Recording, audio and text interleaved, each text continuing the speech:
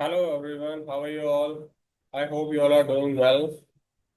इस वीडियो में हम बात करने वाले हैं HAL यानी कि हिंदुस्तान एरोनॉटिक्स लिमिटेड की मार्केट कैप की। अगर बात करूं तो ये 3,33,672 करोड़ रुपए की मार्केट कैप की कंपनी है। इसका जो करंट प्राइस है वो 4,989 4,989 रुपीज का चल रहा है।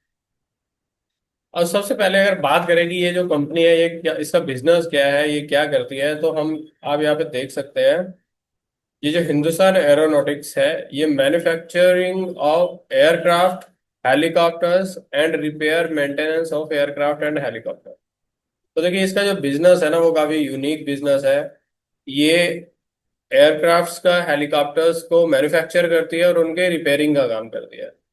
तो इसके जैसी और कंपनी आपको कोई मिलेगी नहीं। मतलब ये एक ऐसी कंपनी है, एक ऐसा पीएसयू स्टॉक है जो अपनी फील्ड में यूनिक बिजनेस रखता है।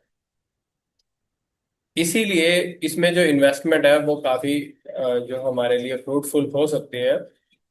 देखिए इसके जो रेशियोज वगैरह है, जो ग्रोथ रेशियो है या फिर इसके जो पी वगैरह जो है वो भी काफी हमें रीजनेबल मिलती है, काफी अच्छे रेंज में दिखने को मिल रही है, जिसकी हम डिस्कशन अभी कर रहे हैं। देखिए यहाँ पे अगर मैं बुक वैल्यू की बात करूँ तो बुक वैल्यू इसकी 523 करोड़ की है और करंट प्राइस इसका ऑलमोस्ट 5,000 का है, 5,000 रुपए का है, और ये 523 की है।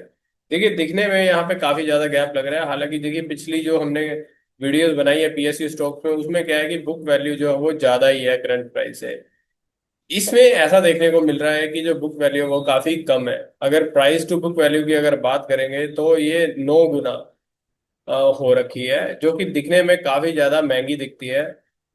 लेकिन एक्चुअल में क्योंकि ये अपनी फील्ड का यूनिक बिजनेस रखती है तो क्या है कि इसमें जो वैल्यूएशंस है वो कई बार हमें हाई देखने को मिलती ही है। स्टिल ये वाली जो चीजें हैं वो हम चार्ट पे देखते हैं, जो कि नीचे चल के अभी हम डिस्कस भी करेंगे।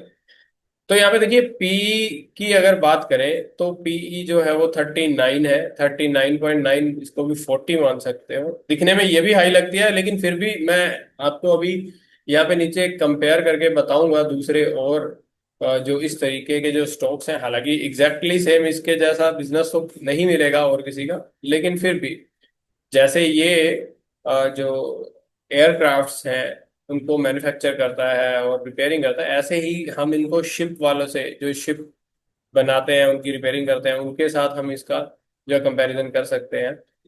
अब इसके बाद देखिए आरओसी की बात करते हैं तो ये काफी ज्यादा अट्रैक्टिव है, काफी ज्यादा अट्रैक्टिव है। 33.9 मतलब ऑलमोस्ट 34 की आरओसी रखता है, रिटर्न ऑन कैपिटल एम्प्लॉयड, जो कि बहुत ही अट्रैक्टिव है, बहुत ही अट्रैक्टिव, बहुत ही अच्छी है जो रिटर्न्स हैं इसकी। इंट्रिंसिक वैल्यू इसकी 1725 की है, जो कि अपने आप में बढ़िया है। इंट्रिंसिक वैल्यू से अगर आप कंपैरिजन करते हैं तो ये थ्री फोल्ड ऑलमोस्ट आपको करंट प्राइस देखने को मिलेगा, जो कि रिजनेबली गुड है। देखिए प्लेजिंग 0% है, काफी अच्छी काफी बड़ी कंपनी है, लेकिन कोई भी प्लेजिंग नहीं है और डेट भी नहीं है। देखिए जीरो डेट कंपनी है, ये डेट बिल्कुल भी नहीं है। और उससे भी अट्रैक्टिव चीज आपको यहाँ पे देखने को मिलेगी, जो पब्लिक होल्डिंग है वो ओनली 7.97, ऑलमोस्ट 8% पब्लिक होल्डिंग रखता है। बाकी के सारे स्टॉक्स जो है वो बिग प्लेयर्स के पास है। इसका जो करंट रेशियो है वो भी 2 का है, जो कि बहुत अच्छा है। करंट रेशियो क्या होता है? करंट एसेट और करंट लाइबिलिटी का रेशियो होता है ये। तो करंट रेशियो अगर 2 है तो इसका मतलब है कि इसकी जो करंट एसेट है वो लाइबिलिटी के कंपैरिजन में डबल है। ठीक है ना? तो ये भी बहुत ही अच्छी चीज है यहाँ पे। उसके बाद देखिए जैसा कि अभी मैंने बताया, कुछ चीजें जो हम इधर चार्ट पे देखते हैं इस जगह पे, देखिए तो अगर हम प्राइस का चार्ट देखते हैं तो आप यहाँ पे देख पा रहे हो कि ये 5552 से अभी ये 5,000 से भी नीचे है। ठीक है, तो मतलब यहाँ से करेक्ट हो रखा है, ऑलमोस्ट 10% की जो करेक्शन है वो यहाँ पे आपको दिखती है। फिर अगर इसकी पी रेशियो को देखेंगे तो वैसे अगर आप पी देखेंगे, जैसे यहाँ पे देख रहे थे कि 40 की पी है, तो कुछ लोगों को शायद ये हाई लग सकती है, लेकिन जैसे प्राइस करेक्ट किया हुआ है उतनी ही इसकी पीई भी करेक्ट की हुई है। आप यहाँ पे देख सकते हैं 48 के पीई से अभी 40 के पीई पे। तो उस वैसे आप देखोगे तो ये ऑलमोस्ट 20% की करेक्शन हो रखी है। तो ये बहुत अच्छी बात है, प्राइस के कंपैरिजन में पीई ज्यादा करेक्टेड है, जो कि अच्छी बात होती है। ऐसे ही प्राइस टू बुक वैल्यू की भी बात करेंगे तो ये भी काफी अच्छी करेक्टेड है। देखो ऑलमोस्ट 16 का हाई लगाने के बाद अभी ये 9.5 पे है। तो ये तो काफी ज्यादा काफी अच्छी करेक्टेड है। ये जो चीजें है ना, इनको देख के हमें पता चलता है कि जो है परफॉर्मेंस है जो स्टॉक की ओवरऑल जो है वो काफी अच्छी चल रही है। अगर प्राइस के कंपैरिजन में पी या ये जो प्राइस टू बुक वैल्यू ये ज्यादा बड़े होते हैं, प्राइस उतना नहीं बड़ा होता, तो वो चीजें कंसर्निंग होती हैं। ठीक है ना। तो ये प्राइस के कंपैरिजन में काफी ज्यादा नीचे है। ठीक है। तो ये अच्छी चीजें हैं। इसके अलावा अगर यहाँ पे मैं पीयर कंपैरिजन में देखूं तो ये देखो अभी, देखिए आपको अगर आप रेगुलर मार्केट ट्रैक कर रहे हैं तो आपने देखा होगा जो बीडीएल है, भारत डायनेमिक्स, और जो जीआरएससी है, ये काफी अच्छा भागे हैं। मतलब ये लाइफ हाई पे चल रहे हैं, नए लाइफ हाई बनाए हैं और काफी आगे भाग रहे हैं।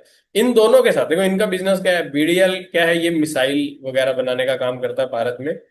जो जो वॉर वगैरह होते हैं, जब भी जैसा अभी आपने रिसेंटली देखा था हमारे पास जो मिसाइल्स वगैरह हैं, अच्छी अच्छी मिसाइल्स जो कि पाकिस्तान के साथ जो अभी फाइट हुई थी तो उसमें काम में ली गई थी। तो ये मिसाइल्स वगैरह बनाने का जो कारोबार है ना, काम है, वो भारत डायनेमिक्स करता है। और जो गार्डन रीच है ये शिप बिल्डिंग का काम करता है।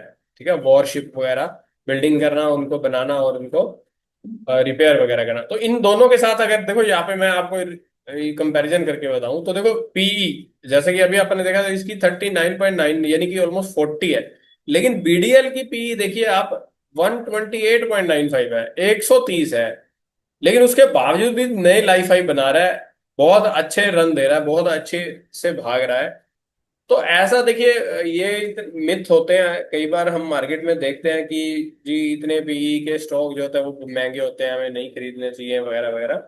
तो बात ये नहीं होती कि किसी की पीई कितनी है, 30 है, 40 है, 10 है या 100 है या ऐसा नहीं होता। मतलब ऐसा ही खाली सिर्फ पीई को देख के हम किसी स्टॉक की वैल्यूएशन नहीं बता सकते। हमेशा चीजों को कंपैरिजन करते हुए देखना पड़ता है, सेक्टर देखना पड़ता है, बिजनेस देखना पड़ता है, बहुत सी चीजें देखने के बाद हम जो है वो पीई को डिसाइड कर पाते हैं। ठीक है, तो अब इनके साथ कंपैरिजन करेंगे। अब ऐसे ही गार्डन रीच का देखो तो 70 का पीई है, तो उसके कंपैरिजन में तो इसका पीई कुछ भी नहीं है। ठीक है, और अभी इसका लाइफ हाई बनाना बाकी है, अभी लाइफ हाई से ये 10% नीचे ट्रेड कर रहा है। इसीलिए मैं कह रहा हूँ कि हिंदुस्तान एरोनॉटिक्स जो है वो दूसरों के मुकाबले अभी चीप दिखता है, सस्ता दिखता है। ठीक है। तो पी देखा, पी के अलावा आप आरओसी आरओई भी देख सकते हैं। देखो इसकी आरओसीई कितनी है, 33। और बीडीएल की और गार्डन रीच की अगर बीडीएल की देखते हैं तो 19 की है, और गार्डन रीच की 37 की है। तो इस मामले में भी ये कोई कम नहीं दिख रहा। एचएल काफी अच्छा ही दिख रहा है, कोई दिक्कत वाली बात यहाँ पे भी नहीं दिख रही है ना। और करंट रेशियो भी जैसा कि अभी मैंने बताया ही, तो ये भी 2 है, इसका 2.38 है, 1.17 है। तो ये भी काफी अच्छा है, कोई भी इशू यहाँ पे नहीं है।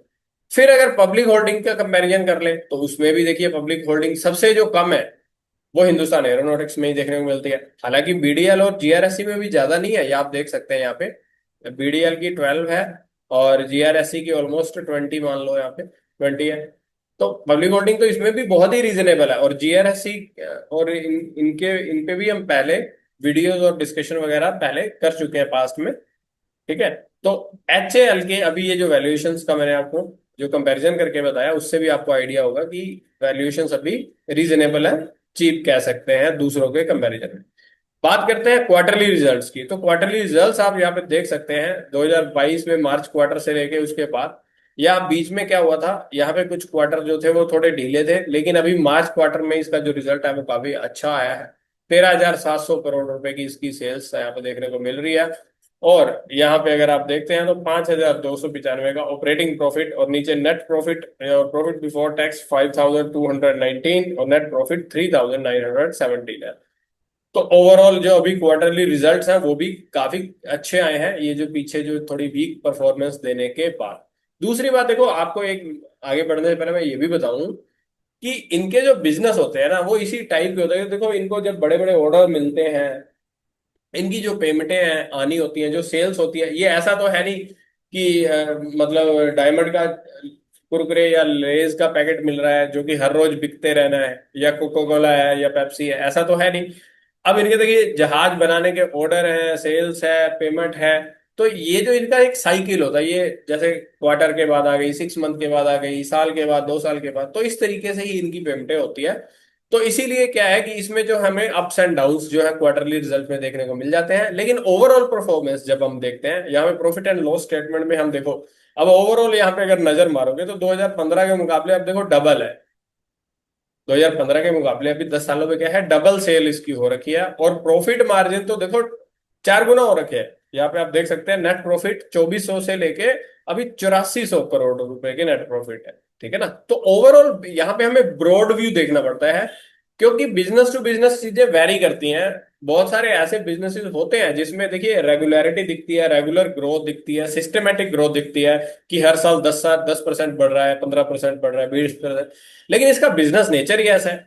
आई होप आप समझ पा रहे होंगे ना कि इसका जो बिजनेस है वही ऐसा है। तो इसलिए जो क्वार्टर ऑन क्वार्टर जब इनको चीजों को देखते हैं ना, तो कई बार ये हमें समझ में नहीं आती हैं, लेकिन बड़ी पिक्चर देखते हैं तब हमें ये चीजें समझ आती हैं। ठीक है। और वैसे भी देखिए, आपको पता है कि रक्षा बजट लगातार बढ़ ही रहा है, आपको पता है कि डिफेंस पे लगातार काम हो ही रहा है। और हमारी जो गवर्नमेंट है वो भी काफी एक्टिवली जो है डिफेंस बजट को बढ़ाता है। तो डिफेंस बजट जैसे ही बढ़ता है, आगे ग्रोथ होती जा रही है, तो इन चीजों को बढ़ना ही बढ़ना है, इन्होंने ग्रो करना ही है। और कोई कॉम्पिटिटर तो है भी नहीं है। ठीक है ना, मार्केट के अंदर एटलीस्ट लिस्टेड में तो नहीं है। ठीक है।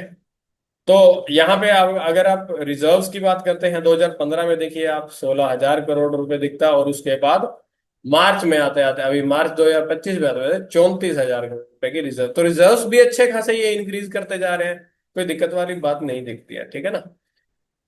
उसके बाद अगर रेशियोस में यहाँ पे आरओसी का अगर आप ईयर ऑन ईयर देख लें, तो आप देख सकते हैं यहाँ पे अच्छी ग्रोथ है। 34, 39, 34, अभी आप ये देख सकते हैं कि ये हाईएस्ट जो रिटर्न ऑन कैपिटल एम्प्लॉयड पे यहाँ पे अभी चल रहा है। काफी अच्छी इसकी जो आरओसी यहाँ पे परफॉर्म करते हुए दिखती है। और पब्लिक होल्डिंग की हम बात पहले कर ही चुके हैं कि पब्लिक होल्डिंग भी काफी कम है यहाँ पे। तो फंडामेंटली देखिए, ये बहुत बढ़िया पीएसयू स्टॉक मुझे दिखता है। लेकिन जैसा कि पहले भी मैं आपको वीडियोस में कहता रहता हूं, आपको इंडिपेंडेंटली यहाँ पे क्या है, अपनी स्टडी करनी आनी चाहिए। किसी पे डिपेंड होके मेरे कहने पे आपको चीजों को ब्लाइंडली बाय नहीं कर लेना चाहिए। देखिए है ना, मेरा व्यू बायस्ड हो सकता है, किसी का भी व्यू बायस्ड हो सकता है, तो इसीलिए इंडिपेंडेंट होना बहुत जरूरी है। तो आप भी ये चीजें सीख सकते हैं, जिसके लिए आप हमारे से कॉन्टेक्ट कर सकते हैं। रोनेक्स वर्ल्ड के मेंटर आपको बहुत अच्छे से ये चीजें जो है वो डिटेल में सिखाते हैं, और हैंड होल्डिंग और लाइफ टाइम सपोर्ट भी आपको प्रोवाइड करवाते हैं।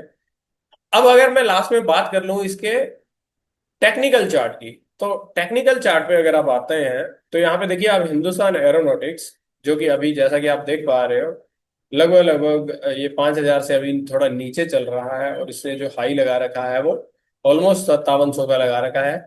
तो यहाँ से ऊपर अभी अगर आप यहाँ पे वीकली चार्ट मैंने आपके सामने लगाया हुआ, तो यहाँ पे आप देख सकते हैं काफी अच्छे से सस्टेन कर रहा है।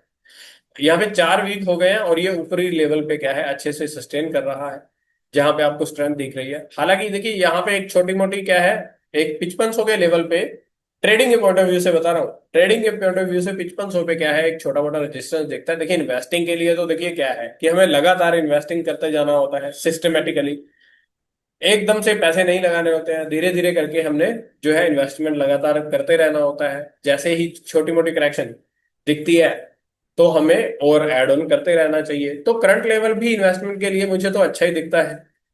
ठीक है। तो इन्वेस्टमेंट तो किया ही जा सकता है। ट्रेडिंग के पॉइंट ऑफ व्यू से बताऊं तो लगभग 5500 पे क्या है, छोटा मोटा इसका रेजिस्टेंस दिखता है, जो कि आई होप ये इसको छोटे मोटे स्ट्रगल के बाद बहुत अच्छे से ये इसको क्रॉस कर लेगा। ठीक है। तो ये टेक्निकली भी काफी ही अच्छा दिख रहा है, कोई भी इसमें जो इश्यूज हैं वो नहीं दिख रहे हैं। और जो लोग क्या है कि हमारे से मल्टीबैगर स्ट्रेटजी सीखे हुए हैं, वो भी यहाँ पे देख रहे होंगे कि ये मल्टीबैगर स्ट्रेटजी में भी आया ही हुआ है, उसमें भी कोई दिक्कत है नहीं। इनफैक्ट उनको तो जो एंट्री थी मल्टीबैगर के हिसाब से उनको 4500 पे ही मिल गई थी, और उसके बाद तो काफी अच्छी ये जो इसने है रैली दी भी है। ठीक है। तो अभी भी देखिए इसमें कोई दिक्कत वाली बात नहीं है, एंट्री अभी भी अगर इन्वेस्टमेंट के पॉइंट ऑफ व्यू से वो भी देखा जा सकता है। लेकिन फिर से मैं कहूं कि ये कोई रिकमेंडेशन नहीं है, आपको चीजों को सीखना चाहिए, चाहे वो टेक्निकल हो चाहे वो फंडामेंटल हो। और सीखने के लिए आप हमारे से संपर्क कर सकते हैं, और उसके बाद आपको खुद से अपने इंडिपेंडेंट जो डिसीजन है वो लेने चाहिए। मिलते हैं नेक्स्ट वीडियो में। Bye bye.